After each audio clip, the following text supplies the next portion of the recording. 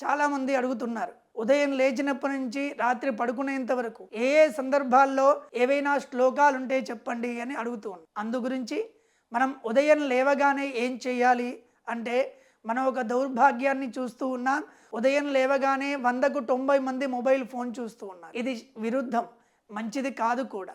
ఎందుకు అంటే, రాత్రి పడుకున్న తర్వాత కళ్ళు మూసుకొని ఉంటే మన శరీరంలో పాజిటివ్ ఎనర్జీ అనేది జనరేట్ అవుతుంది. అలాంటి ఎనర్జీని కళ్ళ ద్వారా బయటకు వస్తుంది. అది ఏదో మొబైల్ ఫోన్ పైనో, న్యూస్ పేపర్ పైనో, టీవీ పైనో పడడం కంటే కూడా మన 2 చేతుల మీద పడాలని మన శాస్త్రకారులు చెప్పారు.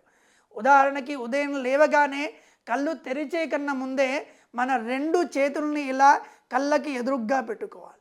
పెట్టుకొని ఒక శ్లోకాన్ని పఠించాలి. కరాగ్రే వసతే లక్ష్మీ, కరమధ్యే సరస్వతి, కరమూలే స్థితా గౌరీ, ప్రభాతే కరదర్శనం అని, కరము అనగా చెయ్యులు అని, ఆ చేతుల్ని దర్శనం చేసుకొని ముగ్గురు అమ్మలని స్మరించాలి. మన జీవితమే మొదలైంది అమ్మతో. అలాంటి నిద్ర లేవగానే ఆ రోజు మొదలయ్యేది కూడా అమ్మతోనే. అలాంటి అమ్మను స్మరించి ఉదయం లేవగానే ఆ పాజిటివ్ ఎనర్జీని మళ్ళీ బాడీలోకి తీసుకోవడమే మన శాస్త్రకారులు చెప్పారు.